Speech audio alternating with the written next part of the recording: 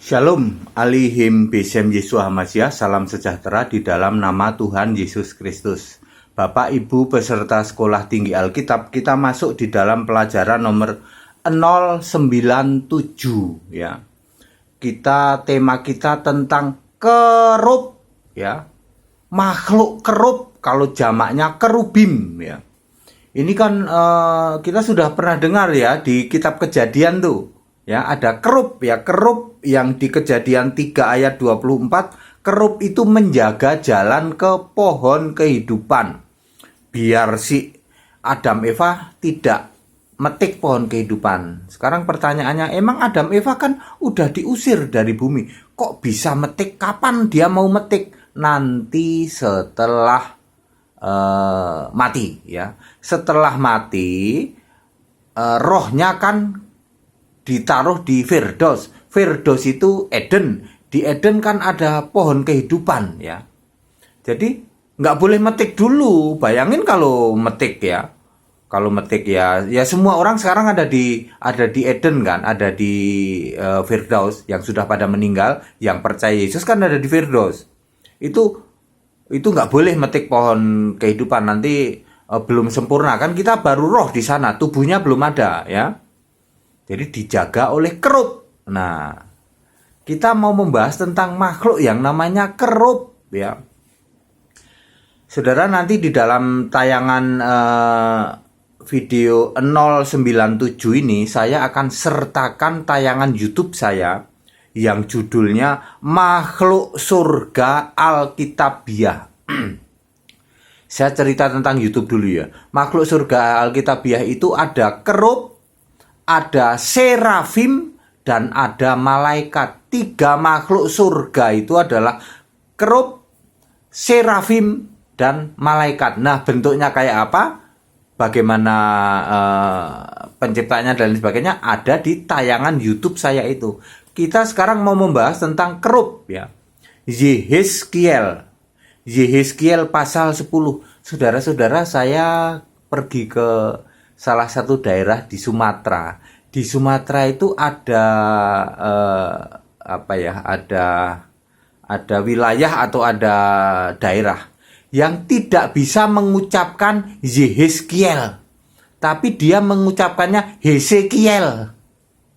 Ya, saya sulit sekali. Mari kita baca kitab Yehezkiel itu, yang bantu baca itu Hesekiel pasal Yehezkiel, Pak. Hesekiel diulang-ulang lagi. Anda tahu nggak? Siapa yang nggak bisa ngucapin Yehezkiel? Selalu ngucapinnya Hesekiel. Ya, ya saya ketawa itu joke kita ya, joke kita pada waktu pelayanan di daerah sana gitu ya. Terakhir ini saya belum ke sana ya, belum ke daerah wilayah itu lagi dulu sering dulu. Sejak era internet, saya lebih ngetop di YouTube ya. Belum dipanggil lagi ke sana ya, suruh khotbah di daerah sana belum ya. Itu saya selalu joke kita begitu itu. Yehezkiel kok ngomongnya selalu Hesekiel ya. Ini Yehezkiel pasal 10. Ini cerita tentang kerub dari ayat 1 sampai ayat 24 ya. Contohnya di ayat 5. Suara sayapnya seperti suara Allah kalau berbicara menyampaikan firman. Seperti suara guruh kan ya. Kesaksian saya pada waktu Yesus ngomong, "Kamu ikut aku." Itu tante saya dengernya seperti geledak gitu, ceger ya. Pada waktu Saulus berbicara dengan Yesus, "Tuhan, siapakah engkau?" Yesus bilang, "Akulah Yesus." Itu suaranya seperti geledak jeger gitu ya. Jadi suara sayapnya saja seperti suara Allah pada waktu menyampaikan firman-Nya. Kemudian ayat 8. Di bawah sayap ada tangan ya. Itu kerub ya. Terus ayat 9 sampai 11, kakinya berupa sebuah bentuk mirip roda-roda. Roda-roda ini disebut juga angin putik beliung, kemudian berjalan tanpa berbelok badan. Kemudian contoh di ayat 12, semua tubuhnya penuh mata. Di ayat 14, 4 kepala, 4 muka, yaitu berbentuk kerub, lembu, manusia, singa, dan raja wali atau nazar.